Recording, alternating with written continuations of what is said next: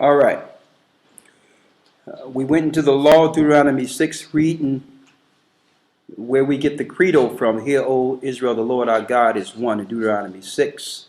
A command coming directly from the Most High God, Ahia, Ashar, Ahia, to the children of Israel, to our foreparents, coming out of the land of Egypt. A decree that we should follow his commandments from that day going forth. Now, the lesson that we have today is a short lesson, but it's a much needed lesson. The trials of having the truth. All right? Once we get this truth or find out that we're the children of God, or even when Gentiles find out the truth that we are the children of God and that religion all over the earth is really a pretext to a new age, one world order religion to worship Lucifer. Something happens, one or the other. Either they ignore the information altogether and decide that they would rather deal with their tradition and not know anything going further, knowing that if they do keep to the truth, there's a level of accountability. That's one. The other one is people like you and I, who know that it's the truth and know there is no option but to follow the truth, which is the Bible. Immediately when we find the truth, it's exciting. What happens? You go into the Word, you understand that everything else is a lie, and then you begin to obtain all this wisdom and information and understanding that you find out later was purposely hid from you. And you begin to see everything you look into in a different light. You begin to understand everything around you. You look at the same news programs and television shows that you used to see and used to hear, but you're actually getting more from them with the newfound knowledge of what the world is. Something else is going on. You're going through a metamorphosis, a change. So you have all these emotions going on, understanding the truth, and it's perplexed to why everyone around you whom you love can't see. So you feel alone. So these are all the things we go through. And brothers and sisters, I'm here to tell you that this is a natural progression we are not to run from. And I wanted to say that because, believe it or not, and it happens every time this time of year, we go into a state of indecision, loneliness, and despair. Why? Because usually at the last quarter of the year, it's tradition time, it's holiday time, it's family time. So the music is going to play on you. The feeling you had when you ran down the steps Christmas Eve and watching to see what mommy and daddy was bringing you. The feelings of seeing the Christmas tree after helping decorate it. All these feelings come to you and it leaves you with great memories of your youth.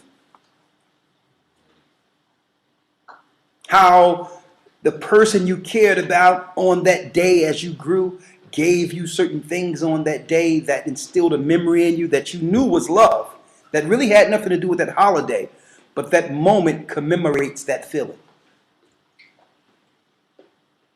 So we're going into a time of which I would call right now the highest level of sorcery and witchcraft throughout the earth. Is the time we're going into that tries our spirit. And I said it many times before, even speaking on the streets. It's as if this whole holiday time, the last quarter of the year, the whole earth goes into a trance and into celebration mode. And then when the ball drop on New Year's Eve going into the new year, it's as if you snap from the trance. Happy New Year's, and now you forgot that you've been under a trance with the music, with the euphoria, with the Christmas and the holiday cartoons that's actually meticulously aimed towards keeping the children in this particular tradition. Right? So what I wanted to go into is the trials of having the truth, not the holidays. We got a lot of time to deal with that. But there's a lot of trials and loneliness. And you have to realize, brothers and sisters, we are not alone. That even though we're singled out and we're to ourselves and we feel alone, there's others out there that have been chosen out of the world that feel the same way. But it's for a purpose.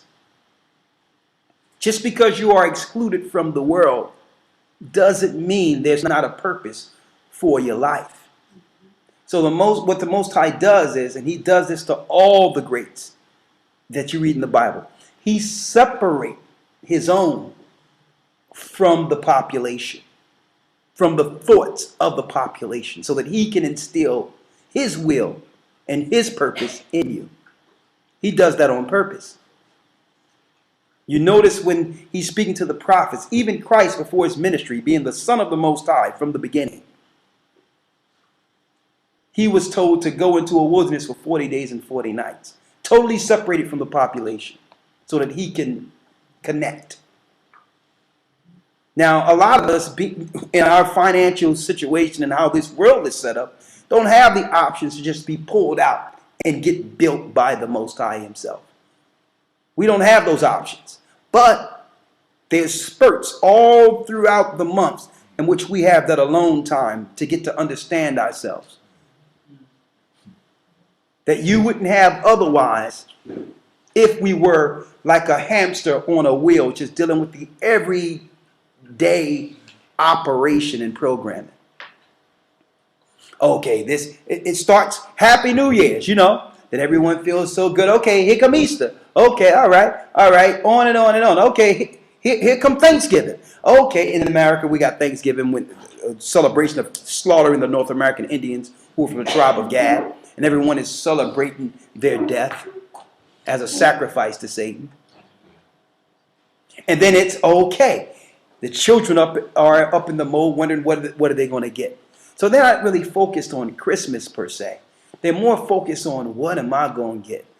Xbox, or Mom, you think you can get me this new thing? Or Mom, can I get this? Or Dad, can I get this? I know I've been there.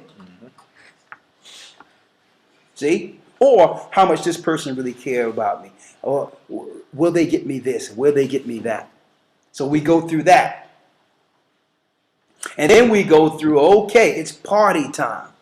Anything happens here, stays here. New Year's Eve. And it really plays on your spirit, those that are in the world. Why? Because that's the day, according to our traditions, that the person you love is supposed to be by your side. So that you can bring in the new year, a new year resolution with the person. And what about those who don't have anyone? The loneliness and despair that comes from it. There's more suicides and death during these next 3 months than any time during the year. So what we're telling you, brothers and sisters, is you've been pulled out for a specific purpose. And you will be alone because you are alone. Okay? If Christ was in this world, he would be alone. There's no church on earth today would accept Christ if he was to walk into their church. Not one church today. Christ would be alone. So I wanted to go into a few things so that brothers and sisters will know that, because sometimes people feel alone and they look to lash out at others because they're alone. not realizing it's the Most High taking an opportunity for them to examine themselves and connect. So we have to thank the Most High for leisure time. It tell you that in the Apocrypha, that leisure he gives you to be alone is a blessing. Because you have to fight with the spirits within yourself. You have to, and we stay so busy in this world, we pay no attention to our deficiencies. We think that everything that's wrong is from the outside of us. But when you're alone, you have no one to deal with but yourself. The things you could have did differently, the regrets you have. All these things play into your mind, and it's just you and the Most High. Or the things that you would like to do, how you would like to be utilized. And anyone that have done anything in this world and if you was to speak to them today, they would go back to that moment of loneliness where they got an epiphany or something just clicked. They never equate that to the Most High, giving them direction, but that's how it works. That's how it works. So we have to learn how to stay busy up here to connect with the Most High, even if we're doing nothing, so that our idleness don't become Satan's playground. Let's go in Ecclesiastes first. And I'm going to show you. Ezekiel dealt with it. John the Revelator dealt with it. It's a normal thing for the Most High to separate those. And guess what? Usually when you hear about information like this, the world would want to use it and say, this is a cult. The first thing they want to do is separate you from your program. And they want to separate you from your family. They want to separate you from the things you've learned. And they've actually chalked that up as being in a cult. When really, we're not saying separate from your family. We never say it's, what we're saying is understand what you're dealing with and how you were brought up was to serve Satan. Okay. And two cannot walk together lest they be agreed. So when you get the truth, there is going to be an initial drawback from the world. That's not a cult.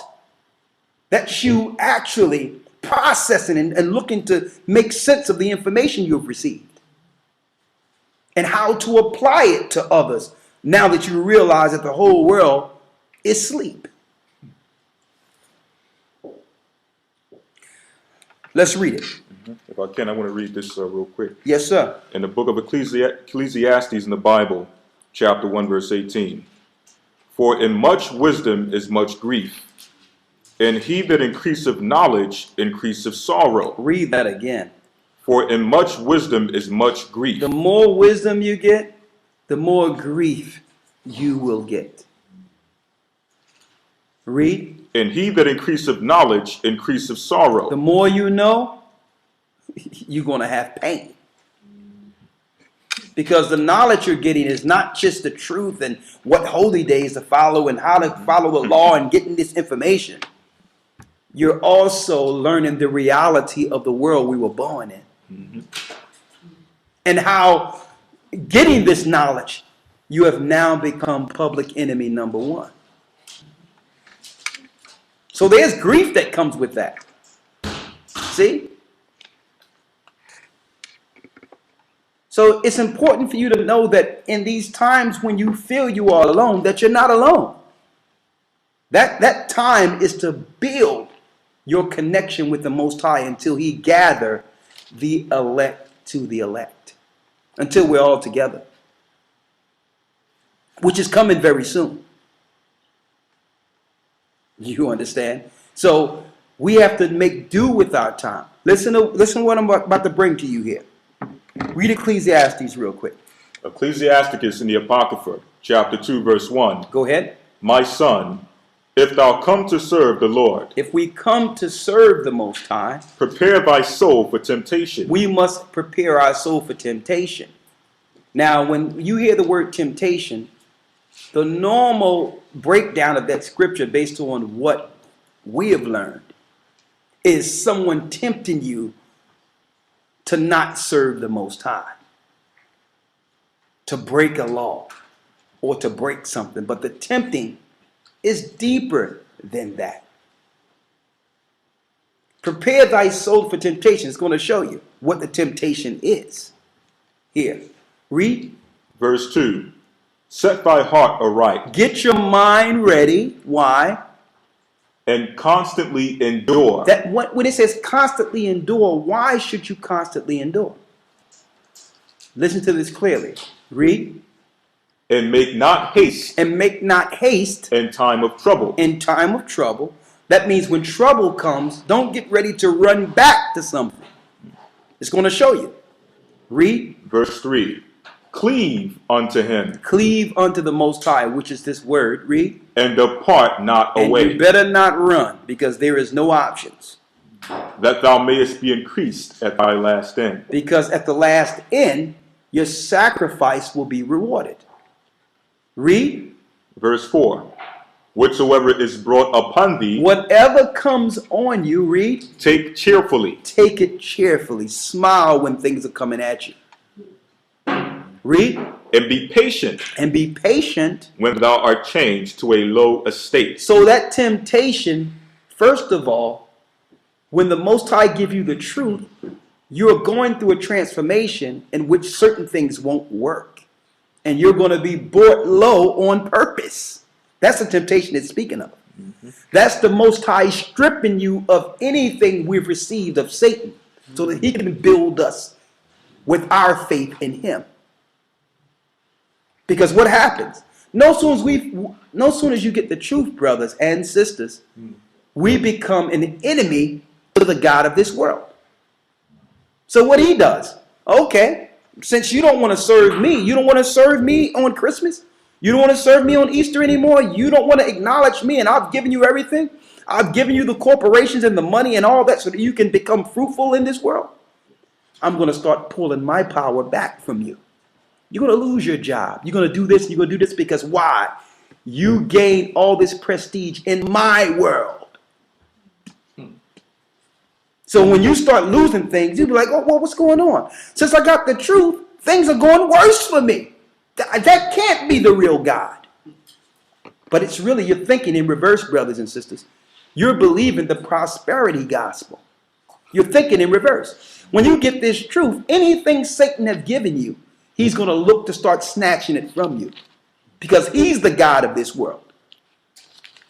And then anything you get after you're brought low, you know it's from the Most High because you've lost everything. You're going to cleave to him, and he's going to build you up to strengthen your faith. And you'll know that everything you got was from the Most High. Because it was through your faith and persevering through that metamorphosis, through that change.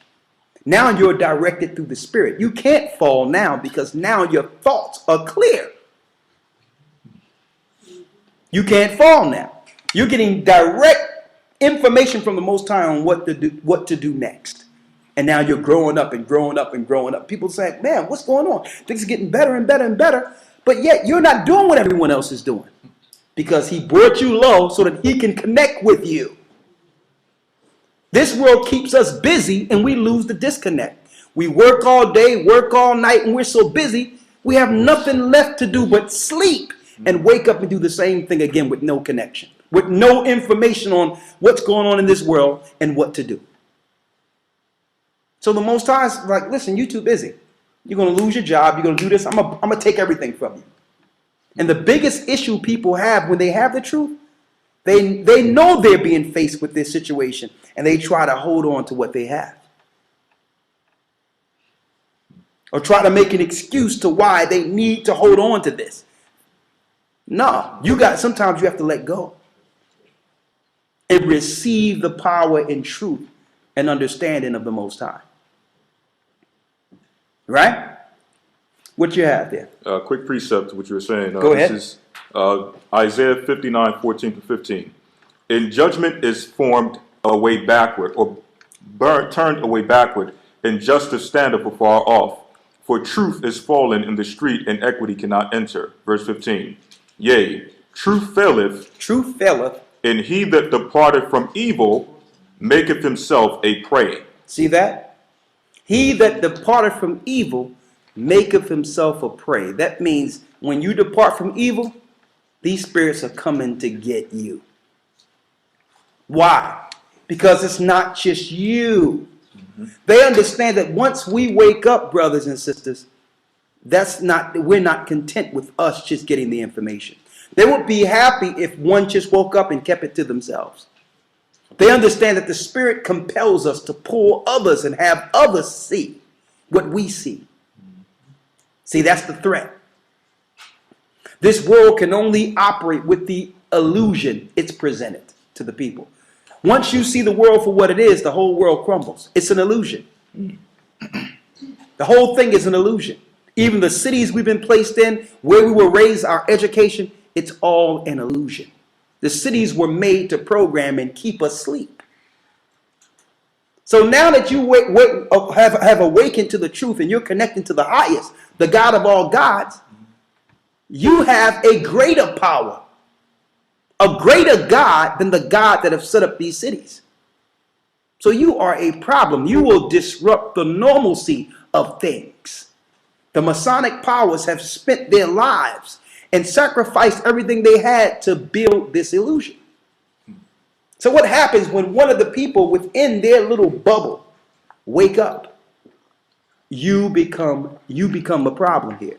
So now you become a prey. They look to destroy you before others figure out what you've figured out.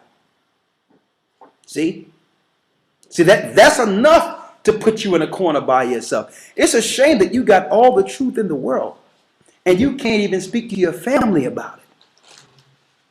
You can't even talk to people about it because you're going to be looked at as an enemy. So Paul said it over and over again. Have I become your enemy because I tell you the truth?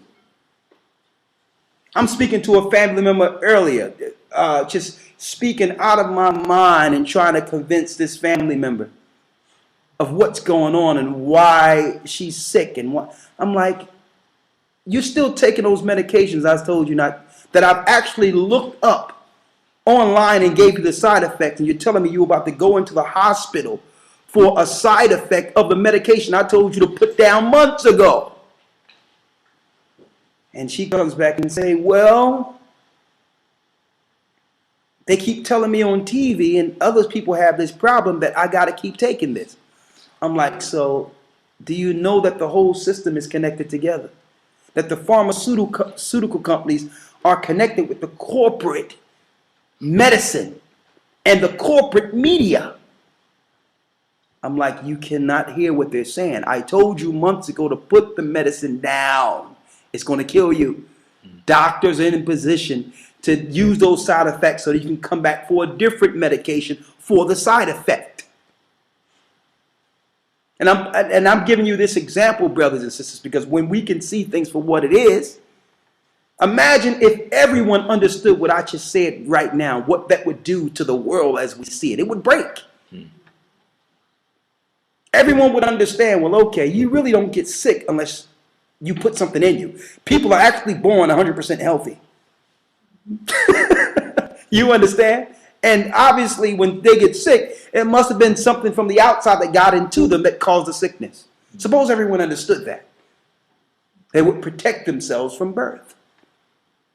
So when it says you become a prey, what happens? When you begin to understand this information, everything makes sense. Everything. There's nothing in this earth that doesn't make sense now. So you can protect yourself and warn others. That makes you enemy of the state. Now you become a prey. They want to look at your past, look at certain things that try to tear you down and break you down. Because not because you are a threat to them personally, because this world works on an illusion. And it can only run with sleep slaves. See? So when I start waking people up, I understand, okay, when you come to deal with this truth, you must give yourself as a living sacrifice. Understand that you're putting yourself on the line for the sake of the people. So I must pray and stay in protection of the Most High, knowing that I'm a prey. There's predators that want me to stop talking. But that comes with the business of the Most High. And a lot of you have dealt with the same things. And it's important you know that this is a normal progression for what the Most High is going to use you for. Read. This is back in the book of Ecclesiasticus in the Apocrypha. Yes. Chapter 2, verse 4. Whosoever is brought, or whatsoever is brought upon you, Whatsoever is brought upon you, take cheerfully, take it cheerfully. and be patient when thou art changed to a low estate. When you lose everything, take it patiently. And I'm going to tell you, brothers and sisters, personally, I've been through it. I've been through the loss of everything. And you know what? I realized after losing everything that the Most High was still there. So it doesn't matter what your state is financially. Your status on this earth have no bearing with your status in heaven with the Most High. When he bring you low, there's some people in that state that he needs you to get to. That if it wasn't for that low circumstance, you wouldn't have had that opportunity. So the Most High purposely brings us to a lower state. Then he brings us high. Maybe there's a situation where we need to connect to someone of high estate, like Christ connected to Joseph Arimatheus and those that had power and prestige who can give them ships to go from one place to the next. So even when you're brought high, that's for the purpose of the Most High and to do the work. You understand? So it's nothing for your personal prosperity. Anyone that thinks of their personal prosperity and what they got and what they're going to do for themselves have missed the mark. The objective is always for the next stage of this truth. When you're brought low, when you're brought high, the same objective. When people lose everything, they get in the corner and start crying. Oh my God, I can't believe, I don't know what I'm going to do. And they sit there and worry. Reminds me of when I seen the disciples on the ship with Christ and the storm started happening and Christ was in the corner asleep. And everyone is saying, oh, we're going to die. Everyone is looking around. They should have known that everything was going to be okay if Christ was in the corner asleep. Okay? They lost their faith. And then they waking up Christ saying, Christ. And Yeshua is looking at them like, and then he moved his hand and the rain went away. He's saying, what's going on with you guys? Do you understand what's going on? Do you understand the power you have if you don't deal with fear? So Satan has set up a system, a class system, a financial system to make people believe they're secure, even if they're on their way to hell. He set up a classification system to where if you are low on the totem pole financially, it worries you, it raises your blood pressure, you're feeling sick, you're feeling lonely. Based on what? Not because you're disconnected from the Most High, because you're not satisfying this world's status. Because you're not looked upon as rich according to this world. Now you're feeling a certain type of way. Well, if money can change your mood, you're not down with the Most High. Okay? When the Most High bring you low and take everything away, understand that he only needed to do that so that you can see what faith is. So when he builds you up, you will live the rest of your life on that faith. And not the faith of this world, not the educational system that was set up to determine your status. Finish reading. Ecclesiasticus chapter 2, verse 5. Go ahead. For gold is tried in the fire. Gold is tried in the fire. I'm going to tell you, brothers and sisters, I've seen a piece of gold before they do what they do with it. And if any of you picked up a big piece of gold right now the way it is before it goes through the fire, you would throw it back with the rest of the rocks. You would think it's worthless. You would pick it up and you'll see it shine and be like, it must be a different type of rock. And just throw it away because it don't look nothing like the gold after it's through the fire. Okay, so some people have to be educated in understanding what gold looks like in its base state. It looks like almost a little rock with a little shine through it. Okay. So you have to realize, just like that rock must go through the fire, which is a high temperature that burn all the infirmities out of it. And after the infirmities are gone, it shines. That's what we must go through. The infirmities that must be burned out of us is what we've learned in this world. And our dependence on this world must be taken away first. So in Christ's ministry with the disciples, the first point of them understanding truth, if you look at the Gospels, was the trying of their faith.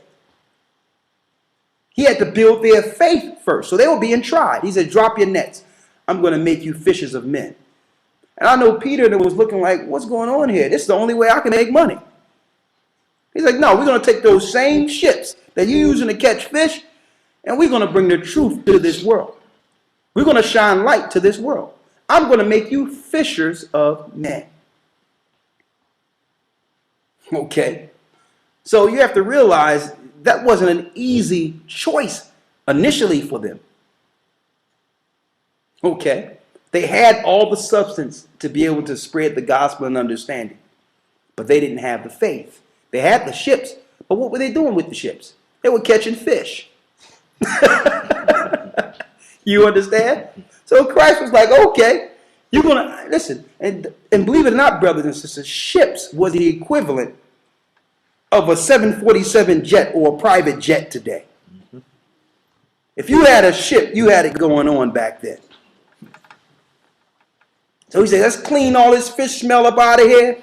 Let's get all this out of here. Listen, you're going to take me over here. We got some people over there. You're going to take me all over this place. You understand? And we still going to cast the net sometimes. And going to that, I used to always go back to that story when I say the building of faith that Yeshua gave us. The building of faith of how he had 2 fish and 5 loaves, right? Mm-hmm.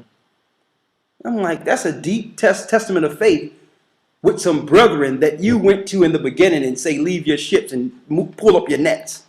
They're used to dealing with tons of fish. So what type of testimony that was to them when Christ fed everyone with 2 pieces of fish and 5 loaves? He was building faith. Building faith. And see, and that's the key component that's missing. And see, Satan set up a system today in which very little faith need to be exercised. Because the only thing you need to do is get their education. Their education replaces our faith. See? You get their education and you follow this. If you have an MBA, you're going to make between this and this. If you have a bachelor's, you're going to make between this and this. So everything is predicated off of you. Everything is predicated off of your dedication to build something in this world. So you don't care about faith. You only care about your substance and what you work for. And that's good to one degree. But understand that you can never apply that to the Most High. Because that was your work for this world. Okay? Number one, if you have a master's and all that, and I'm not going against that because I've been educated in this world. But what I'm saying is, you're going to come to some trials, even on that level. Okay? Because the people that you're frequenting with that education, you're going to have to make choices of compromise. And if you stand for the truth, you're coming to the bottom with the rest of the people. Are you willing to do that? You understand? Are you willing to do that? because that's what happens. Look at Luke, and I like to look at the disciples and what they went through, because I'm like, that's the perfect trial. Yeshua, our anointed Savior, dealt directly with them. Luke was a Theophilus, highly educated. He wasn't even one of the original disciples. He was a convert from the disciples. And Luke, with all his education, after being converted, he was dealt a task of compiling all the disciples' personal accounts of Christ and putting it into a body of work that we could read today.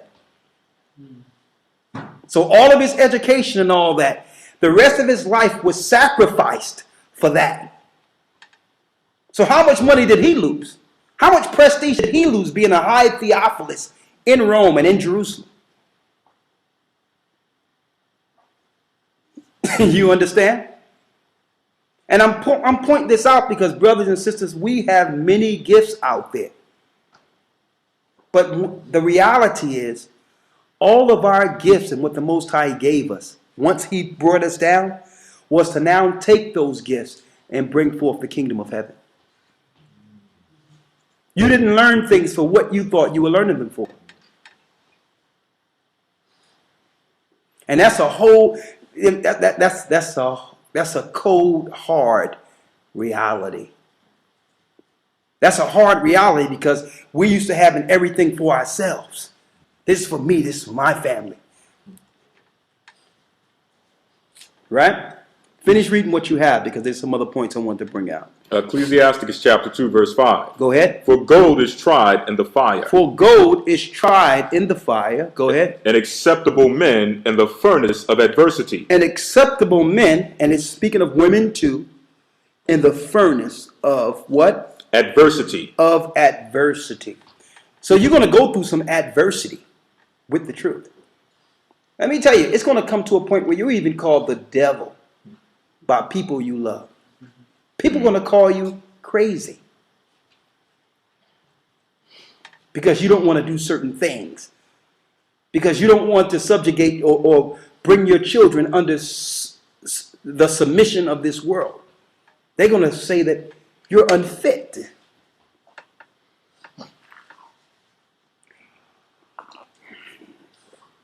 I hear it over and over again, what brothers and sisters go through. And I'm not being a person where you would think I'm being condescending or emotionalist when I say, smile. Thank the Most High. If you were doing all the right things, the world would love you. While I would love to sympathize with what you're going through, that's what the Most High have you go through, to be tried. See? So that you can come back stronger and better. All right? But the first sign of adversity, some people find an excuse to say, plug me back into the matrix. I don't want to know nothing. Make me a movie star. Just, I don't want to remember nothing. Plug me back in. Because sometimes the heat is too much. I've given up that option a long time ago, realizing there is no option. The cities that were built in this earth mimics ancient Babylon, and these cities were built as a program mechanism for the people. And that soon all these cities will be broken and our city will appear. I realize there's no other place to go and operate as if I don't know what I know. There's no way I can go somewhere, even with an education background, and sign an application and go work up in somebody's corporation. There's no way. There's no way. Because I understand, I know what's going to happen to this world. And if I have faith, we must build for the kingdom to come. If I really know that this kingdom is being prepared for me, then I cannot help this world fight against mine. And it gives you let me tell you, the truth gives us an entirely different mindset, because no longer can the world dictate our path. We call the shots that the Most High give us. Okay? Not the other way around. We're not controlled by this world. So this is what happens when you grow past your low point. Understand that the Most High had to strip you of things and say, okay, let me see what you're going to do now. Let me see if you're going to run back to your master. Okay. Because the options are out there. Let me see you go crawl back to your master. Go to the beast. Or will you take what I'm giving you and let me build you from scratch? Read. I'm going to read this real quick. Yes, sir. This for those who may be considering that option of going back. This is 2 Peter 2, 21 through 22. Go ahead. For 2 Peter chapter 2, verse 21 through 22. 21 through 22 reads what? For it had been better for them not to have known the way of righteousness. It would have been better for them not to know the way of righteousness. Then after they have known it, to turn from the holy commandment delivered unto them. Open the door. Read it again. For it had been better for them not to have known the way of righteousness. It would have been better for them not to know the way of righteousness. Than to have, let me get back to it. For it had been better for them not to know the way of righteousness, than after they have known it, to turn away from the holy commandment delivered unto them. But it has happened unto them according to the true proverb. It had happened to them according to the true proverb that what? The dog is turned to his own vomit again. The dog is turned to his own vomit again. And the soul that was washed to her wallowing in the mire. Crystal clear. So really there is no choice. The only options is to go to what we thank the Most High for saving us from. The only options is to turn back to ourselves and our sins. And to the lifestyles that meant hell. That's the only option, is to go back to our former selves.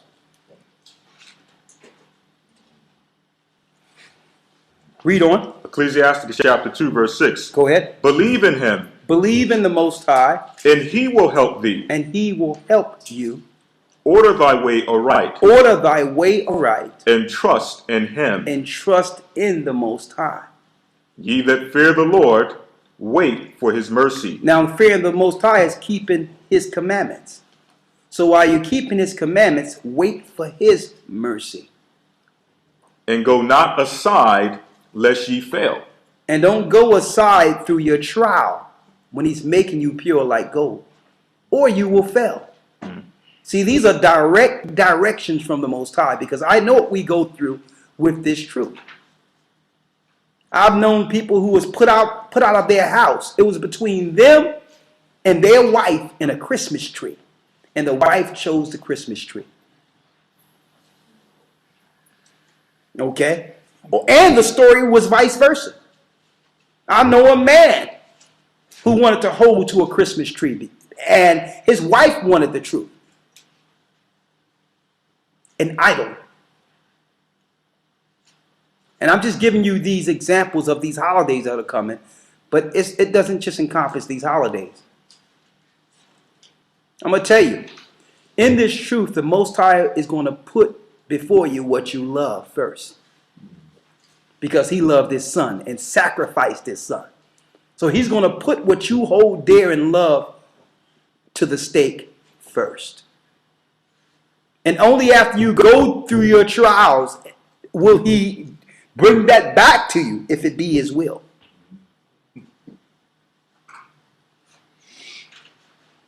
So many times I see people in the truth and they have a gift or whatever, And they think that they can give the Most High something based on their gift. The Most High gave the gift to you.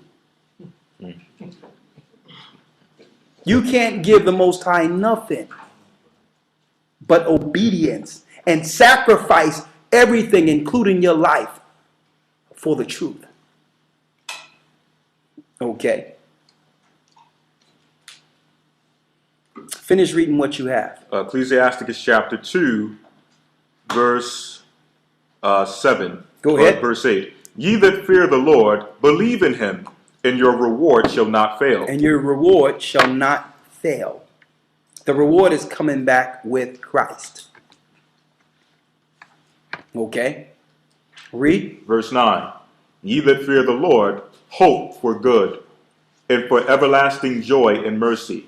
Look at the generations of old and see, did ever any trust in the Lord and was confounded? Look at Abraham. Look at Yeshua. Look at the prophets. Was there anyone who trusted on the Most High? Look at Elijah, Elisha, and failed. Did the Most High ever forsake them? Look at us coming out of Egypt with Moses. Look at what he did with Joseph. Have he ever forsaken us? Read. Or did any abide in his fear and was forsaken? Or whom did he ever despite that called upon him? For the Lord is full of compassion and mercy, long-suffering, and very pitiful, and forgiveth sins, and saveth in time of affliction. Woe be to the fearful hearts and faint hands. Read it again. Woe be to the faithful hearts. Woe is destruction to the faithful hearts and faint hands. And the faint hands.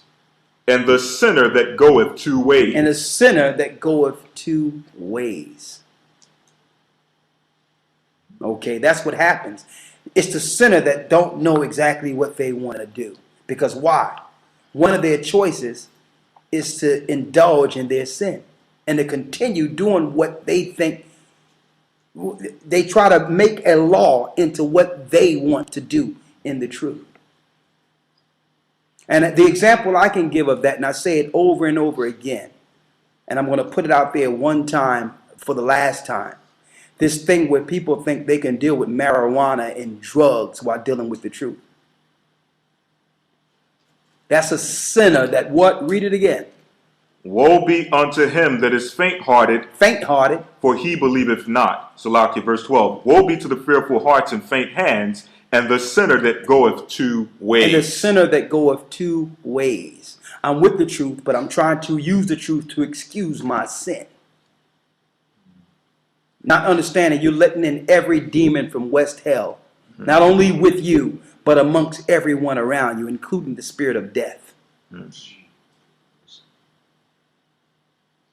Okay? And you're going to have sinners that try to use the truth to excuse their behavior because everyone can see their sin. So they're going to try to say, well, yeah, we can do this according to this scripture I learned. And this is the cherry on top of the whole thing. They'll usually say the elders know. And I'm putting that out there. If you know anybody that's doing some things that you know is wrong and say the elders know, hit up the elders. Usually if you see something is wrong, it's wrong.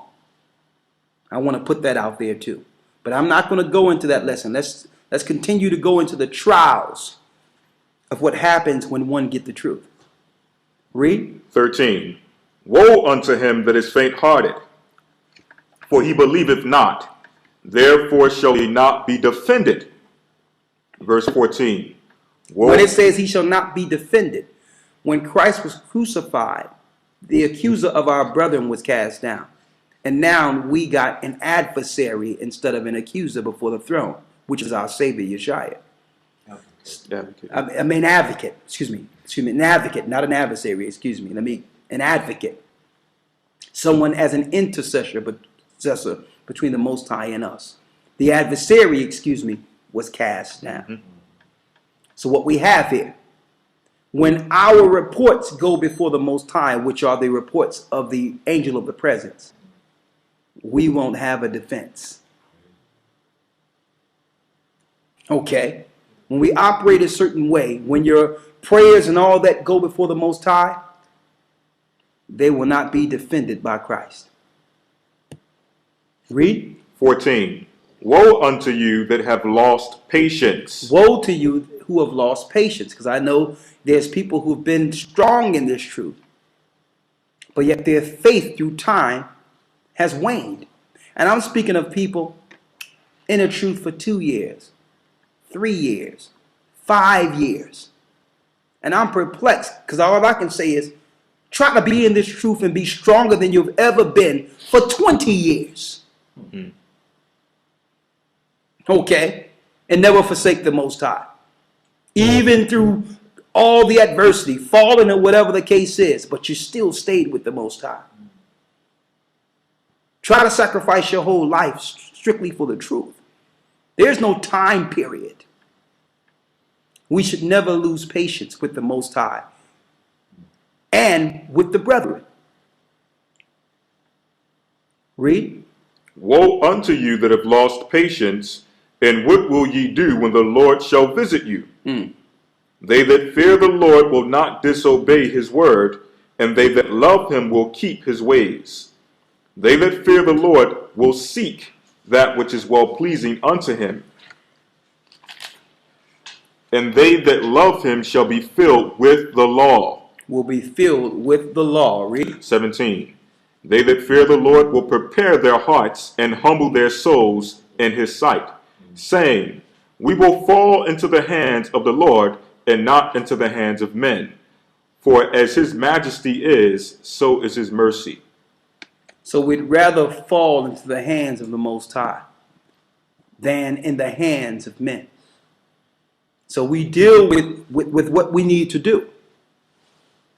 We deal with going through the trials, the tribulations, being brought low, making a choice not to succumb to the pressures of this world. Because there is a lot of pressure, and it usually will come from those close to us. So what happens when we first get this truth? Let's go to Ezekiel 3 real quick. And hold Ezekiel 3 and get Revelations 10.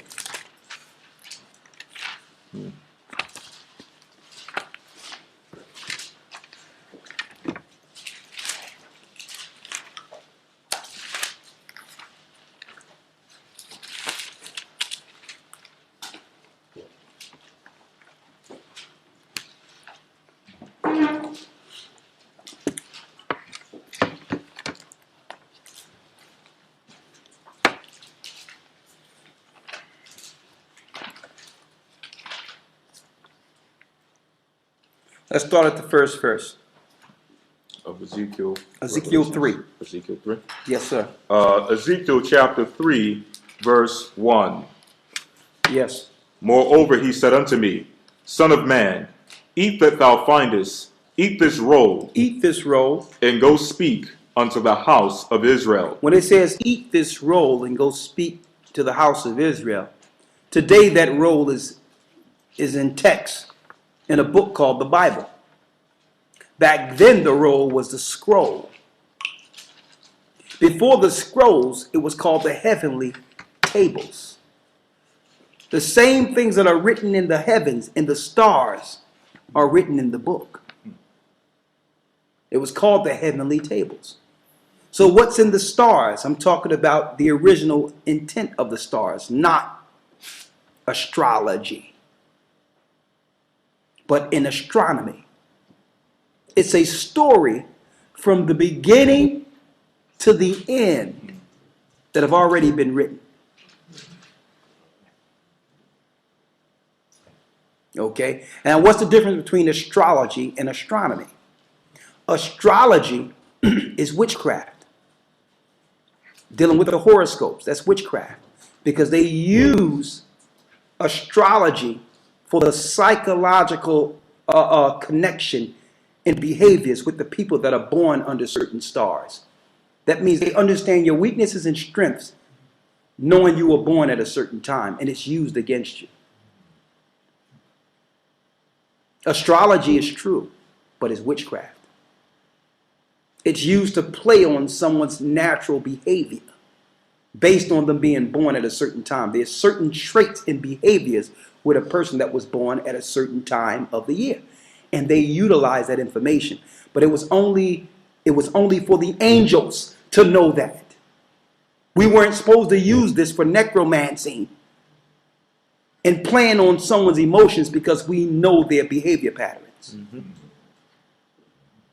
That's the difference. You wasn't supposed to know how you're going to feel today and who you're going to meet tomorrow.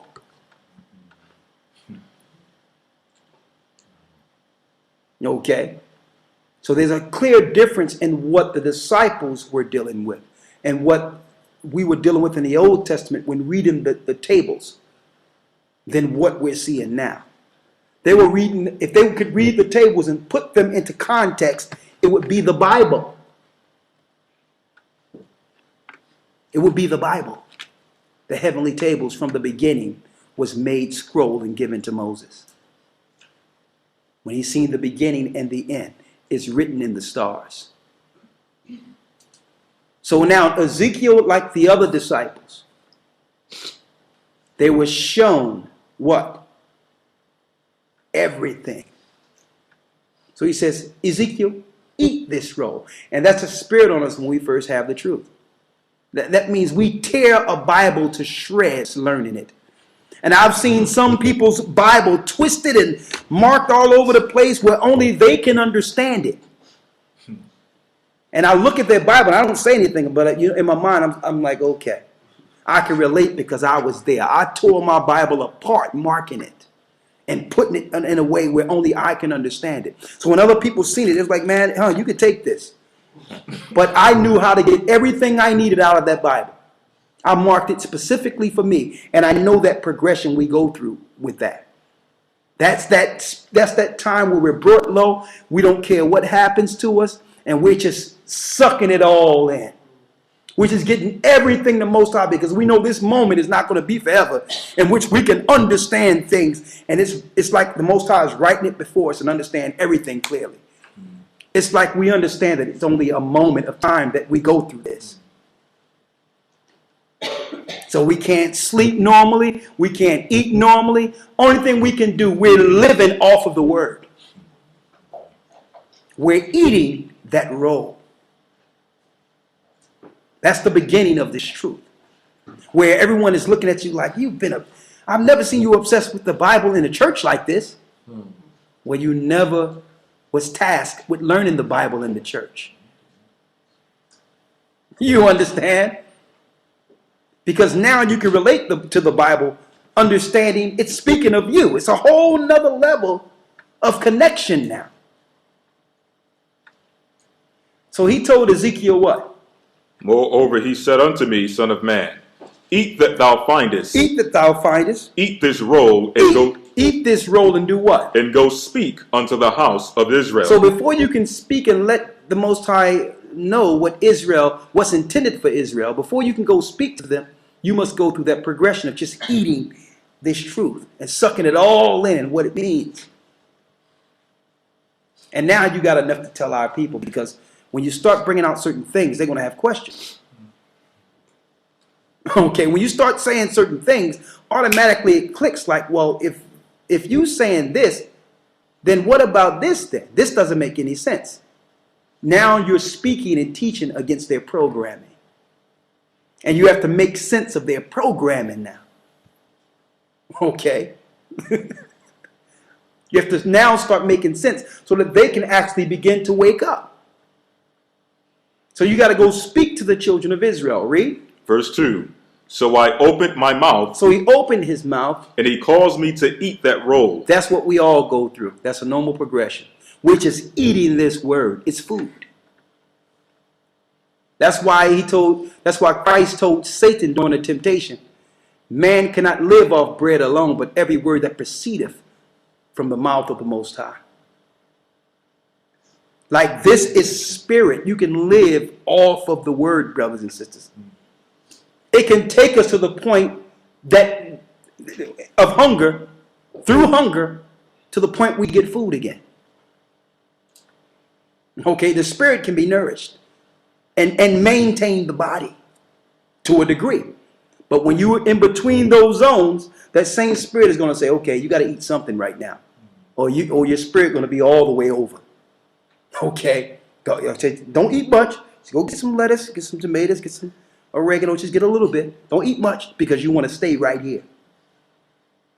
So that spirit will let you know, because as you read the Bible and read and actually deal with it, if you look at time actually go by fast. Mm-hmm.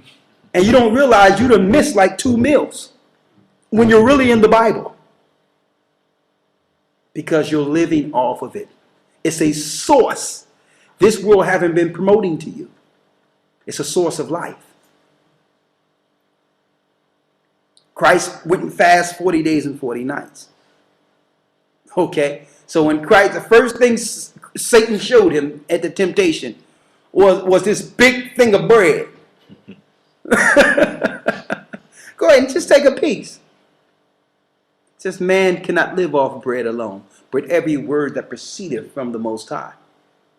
That tells me that there's another life source that sustains us. That's what happens when you first in the truth and everyone looking at you like you're crazy.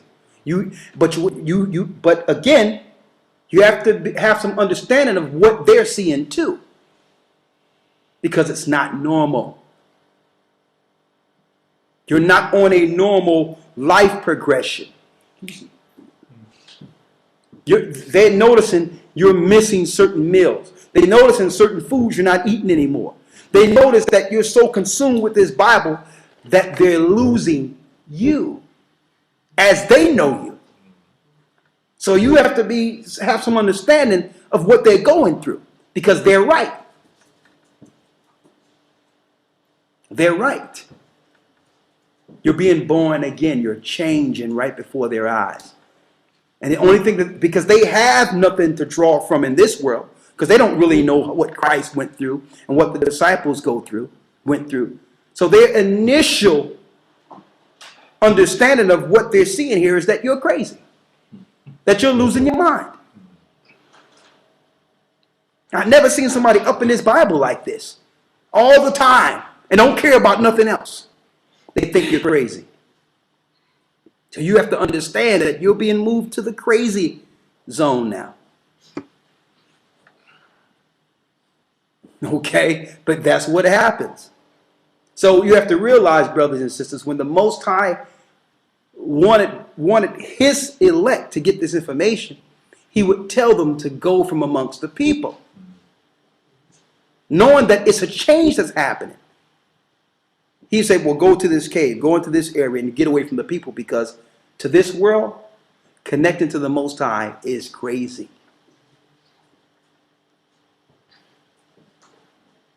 Okay? Finish reading. Ezekiel chapter 3, verse 3. And he said unto me, Son of man, cause thy belly to eat, and fill thy bowels with this roll that I give thee. Then I did eat, and it was in my mouth as honey for sweetness. So it was sweet when he first ate it, because the truth is sweet. That means you can sit down with any. We need you to go there. Stay there real quick. This is finished. It's finished. No, there's more I want to get out of it. Okay. All right. Because at first what happens is it's sweet, right? And we go through that. Oh, there's no religion we can't break down. I mean, we're looking for a debate. I mean, you on a bus, you see a Muslim, oh my God. I've been through it. Oh, let's let the Jehovah's Witness. You never let a Jehovah's Witness in your house. They knock on the door, you inviting them, you give them coffee, tea. You just, oh man, I'm sparring now. We all go through that. Well, now you're trying to sharpen your sword in different debates. We all go through that. You're looking for someone to challenge now, because you know you have information that this earth don't have in every religion, and you can see their deception coming a million miles away. So now your only payback now is to show them they've been lying to you. We all go through this. But I'm gonna tell you, but what we're not privy to is the meetings in our absence. Families never came together for anything, but they're coming together and having little get-togethers that you're not invited to. So they're talking about you now. That's how it works. It's like, is he all right? It seems like he's not. And the first thing the mama say, well, he's been online and he's seen somebody talking. That's how it goes. And then I become public enemy number one. I don't even know what's going on. Everybody's aimed towards trying to come at me now. And I'm just teaching the truth. All families hate me and everything. You understand? But that's a normal part of it. I'm going to be hated. They're going to call me all types of things. They're going to compile everything that's negative that's out there about me into one compilation. And say, well, this is what he is.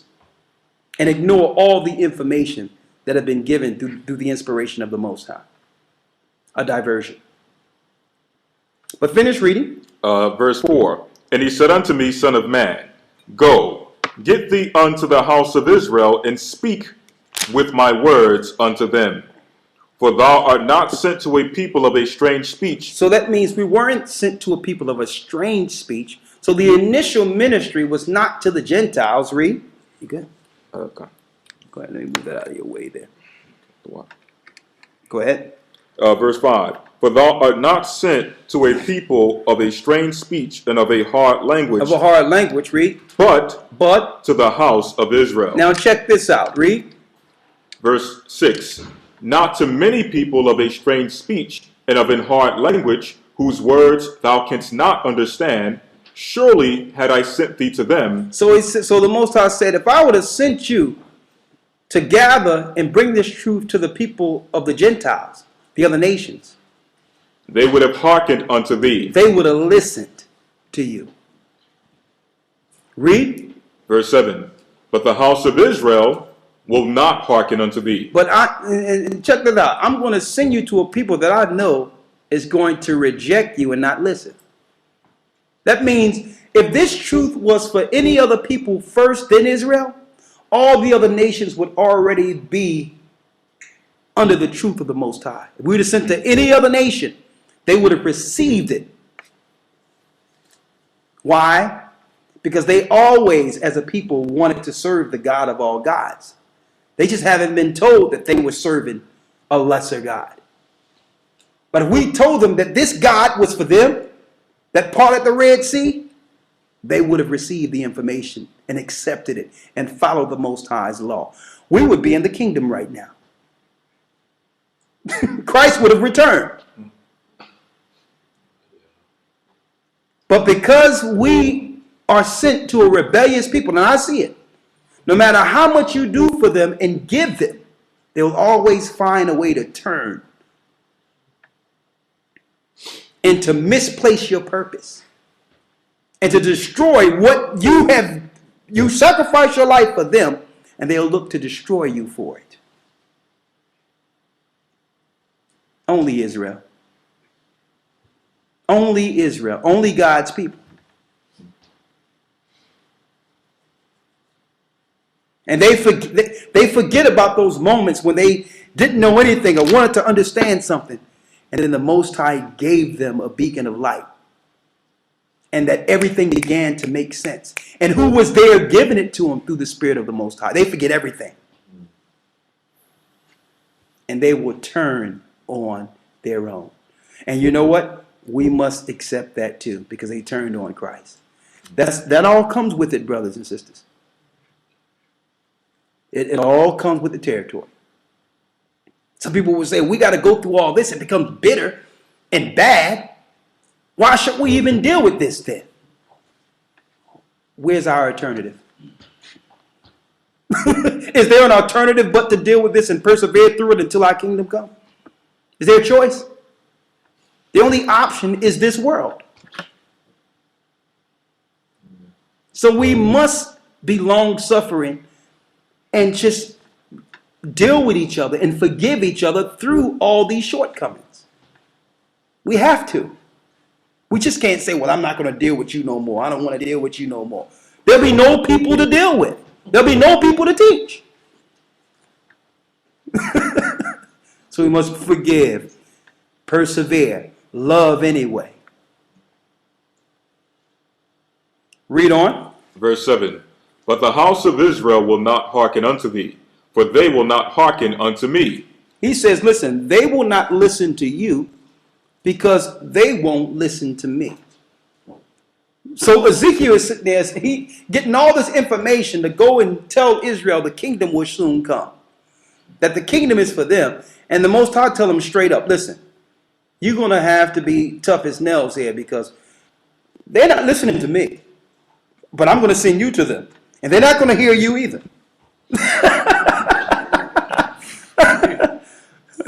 but you got to teach anyway. So if you think you're going through something personally with your family members and all that, look at what the disciples and look at what the prophets went through. When the Most High told him directly, these people that ain't listening to me, when you go out, so why should I be flogged and whipped and get things thrown at me for people that don't want to listen to you? But he had to go anyway.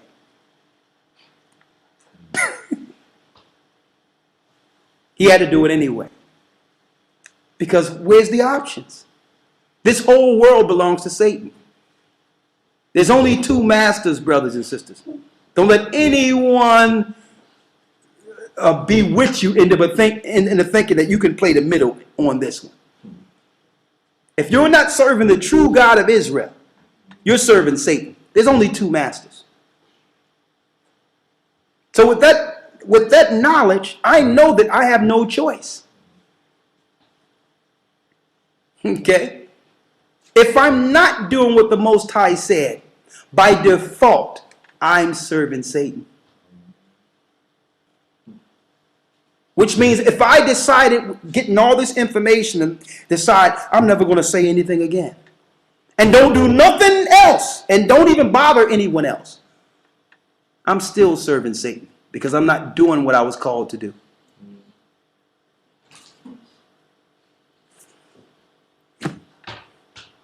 Hands tied, right? Hands tied. That's what the truth is. We're bound to a kingdom. Read. The rest of verse 7. For all the house of Israel are imputed and hard-hearted. Behold, I have made thy face strong against their faces, and thy forehead strong against their foreheads. As an adamant harder than flint have I made thy forehead. Fear them not. Fear them not, because our people are even going to go to the point of threats if we begin to teach this truth. And that's almost a segue into what's going on with Brother Gaja and the great work that's being done in England with Peace FM.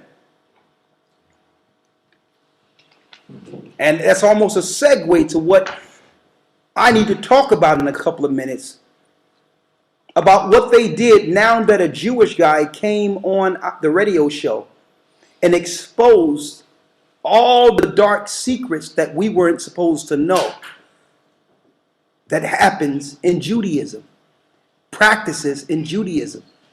And now that meant a suspension of the radio show indefinitely without a formal investigation.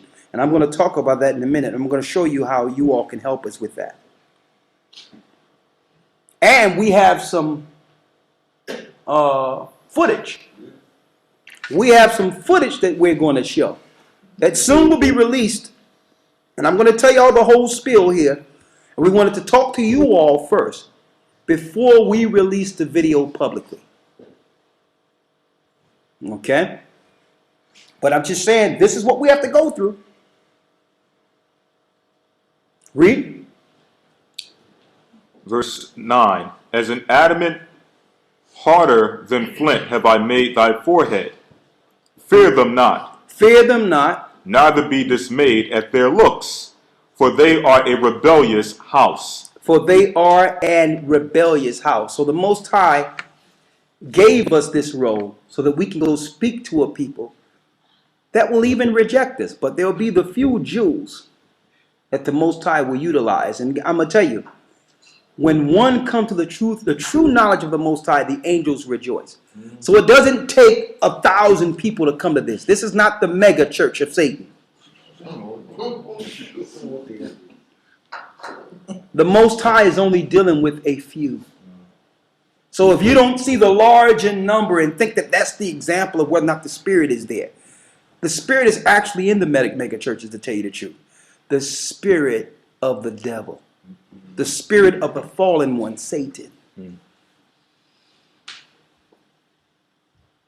And I even checked this out because the closest thing I've seen in mainstream religion as far as organization and bringing forth some level of information to some degree, at one point, to some degree, even though it's satanic at its core, was the Jehovah's Witnesses, started by a Jewish guy named Charles Taze Russell. But now they're moving their literature into accepting a one world leader. They're shifting their whole thing into accepting the one world order and how to operate within it. I even got the article. I'm going to go into that soon at another time.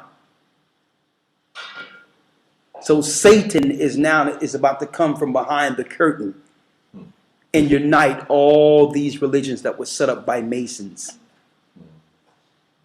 Now let's show you that John the Revelator went through the same thing before I go into my next part of this. Oh my goodness. Let's go. Revelations 10 and 7. Read. Revelations 10 and 7. But in the days of the voice of the seventh angel, when he shall begin to sound, the mystery of God shall be finished, as he have declared to his servants the prophets. And the voice which I heard from heaven spake unto me again and said, Go, and take the little book which is open in the hand of the angel. Now we know that little book that's open in the hand of the angel is the heavenly tables, which is the Bible today. Read. Which standeth upon the sea and upon the earth. And when I went unto the angel and said unto him, Give me the little book. Give me the little book. Read. And he said unto me, Take it. Take it. And eat it up. And eat it up. So John on the Isle of Patmos was also told to eat this roll. To show you that it's from the heavenly tables, it tells you the angels are holding this. Read about the angel again.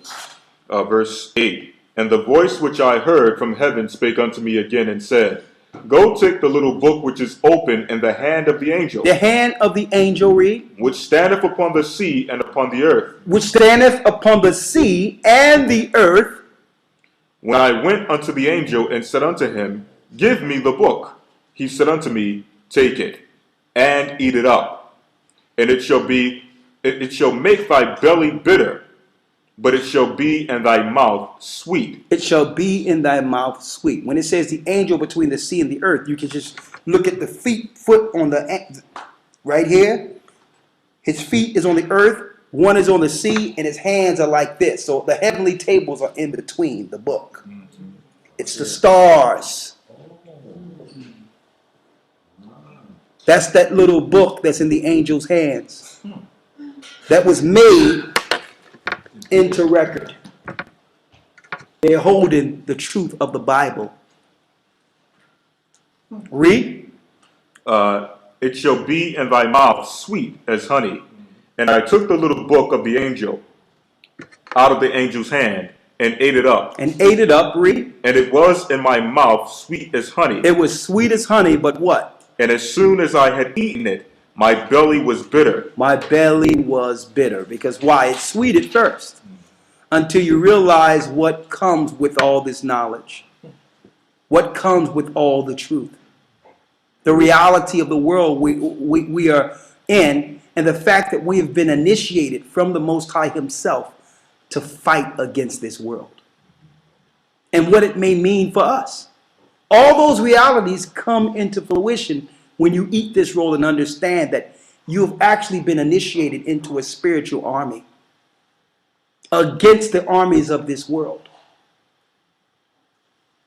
The example I can give you on a low level, those that are in Freemasonry today, a lot of them are initiated. Some request, but a lot of them are handpicked. And it's not until they're between the 30 and 33rd degree that they're told that their doctrine is Luciferian. And it's their job to find and destroy those who belong to Christ. So that's their initiates. And when they get high in rank and high in understanding, they know spiritually who they have been initiated to fight against. Those enlightened ones who wasn't initiated or chosen under Lucifer. So those that get the truth are the same people who could see that chose Christ instead of choosing the dark forces. So when we get the truth, we realize we've been initiated to fight against their ideology, their understanding, their programming, their God. See? That's how this works. So I know you go through all the little trials and all that initially, but if you sustain and go through those trials, you will realize your part in this fight. You must be patient. The same way if you join an army, you're a private at first. You understand? And they got you running around and you're facing the mud and you're feeling low and bad days and your feet is hurting and you're marching and a guy hollering all at you and you're feeling, oh, what did I get myself into? you actually being broken to become what? A force. That's on the left-hand side.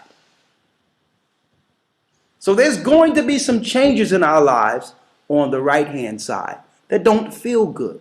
That you're going to feel that this can't be the Most High. It's not even the Most High. I lost everything. I hear people say that. Something can't be right here. Well, you haven't been reading the truth. Because one of the key things, one of the key points of getting the truth is falling and losing everything. And then questioning, what have you done? Started saying, well, what choice did I make? But you have to go all the way through it to see the choice you made.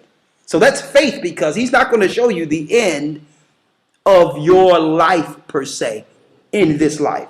We see the kingdom and Christ coming down and him giving rewards. But he don't see the blessings.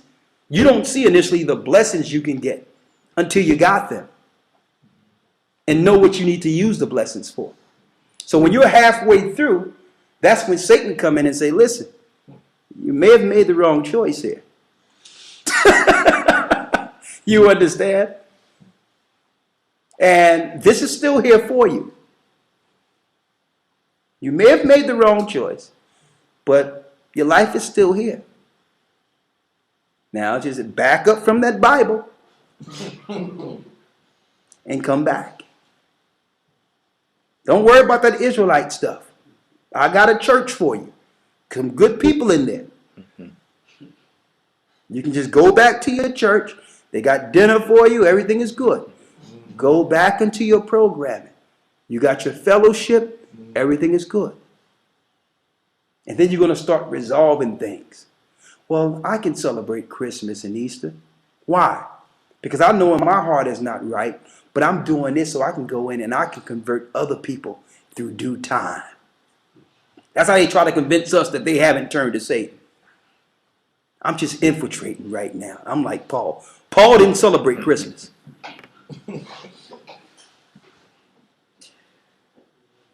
So what I'm putting out there, brothers and sisters, is that it's sweet at first, then it becomes bitter. And the reality is, when you get into the truth, you're going to find all the sweet stuff happen in the beginning. That's where all the sweet stuff is. The real trials, and you have to just take a blessing with all the good stuff you can get in between. But the reality of what this life is, it becomes bitter. People talk about you. They'll say things about you. They'll even try to harm you. All these things come with it. See? But you have to keep on going and keep on going. And and learn how to operate with those who can't see. The Bible says if you cast your pearls before swine, let's get that real quick. Be careful not to cast your pearls upon swine, lest you be rent underfoot. What that mean? Read it real quick. This is St. Matthew chapter 7, verse 6. Yes. Give not that which is holy unto dogs. Give not that which is holy unto dogs. Read. Neither cast ye your pearls before swine. You cannot cast your pearls before swine. Why? Lest they trample them under their feet, and turn you and shall rend you. And shall destroy you. That means you cannot force information on people who's not worthy to receive the information.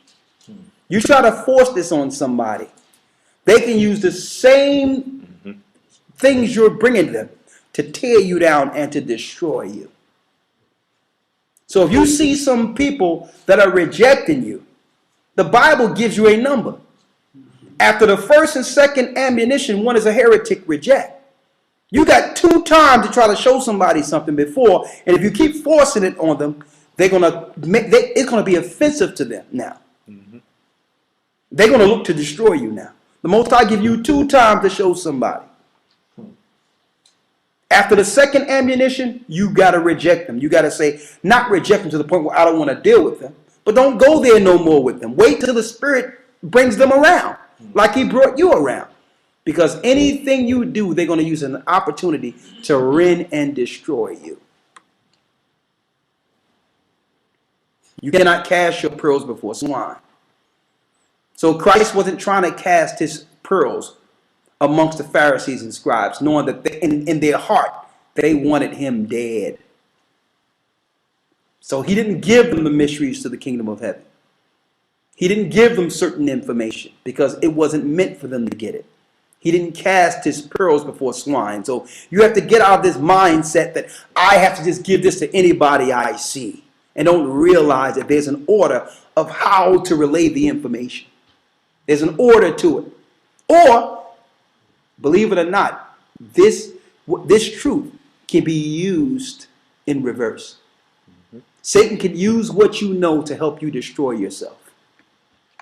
There's an order to it.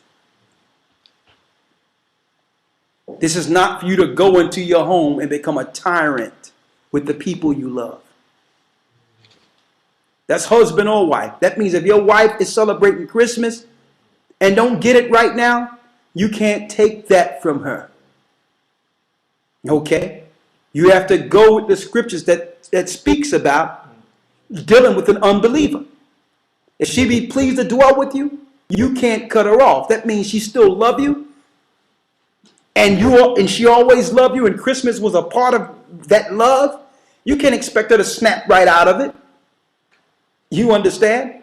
You have to realize what she's going through. And if she say, I still love you, but I'm still going through a transition here, you have to work with her through that transition. And vice versa. That don't mean you celebrate Christmas, but understand what that means for her. You don't got to buy no gifts. And all. They're like, listen, babe, all right. Well, you going to deal with that. Understand I'm not going to participate. But until you see it and know it for yourself, I can't take that from you. As long as you still make sure the things we have in agreements in love, we keep that going, in time you'll understand. Instead of coming through your house and being a tyrant now and just want to tear everything apart. And she didn't have the opportunity to see what you've seen yet. It's wrong. That's being a lion in your own house. And the same way when it comes vice versa. There's a way in which we can operate with this knowledge and bring souls to the Most High without becoming a tyrant. Thinking that we now must dictate the law everywhere we go, as if we haven't sinned. That can't be. That can't be. So what happens is we turn enemies on ourselves and then claim it's because we stood for the Most High. No, you just didn't use wisdom. When you get that roll, you eat it as sweet. But you have to go through the Most High is giving it to you for your transformation now. so that you can have the wisdom to know how to deal with those who are without. That's what the truth is for. And then they'll come around, not because they seen it, because they seen the change in you and they know you. So when they see a change for the positive in you, that is what's going to make them say, well, listen, show me what you've been seeing. Because this thing has been changing your life. Now you're dealing with the truth on how to become a person that proselytizes, that brings people to the knowledge without offense. What you got? 1 Corinthians 8:1. Read it. Now as touching things offered unto idols, As touching things offered unto idols, we know that we all have knowledge. we know that we all have knowledge. Don't forget it's sweet when we first get it. Go ahead. Knowledge puffeth up, But knowledge can puff one up. It can blow up our heads. Read. but charity edifieth. But charity, which is love, gives someone's understanding or edifies to a person. Charity or love, if you really love a person, you're going to work with ways they understand to get them to come around, not force something on someone. These things can have sentimental value. I'm speaking of these holidays to people because there's a sentimental attachment to how they felt when they grew up and they seen the love of their mother and father together on that day. And that was their, every year, that's when they knew that their family was together. Their father loved their mother loved their father.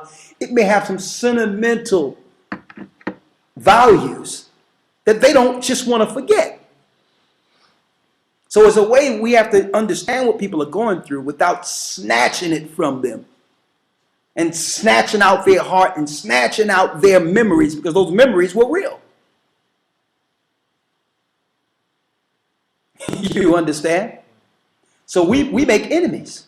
And now they're looking to destroy us. Not because what we had was a lie, because what we did with it. And how we're operating with it. See?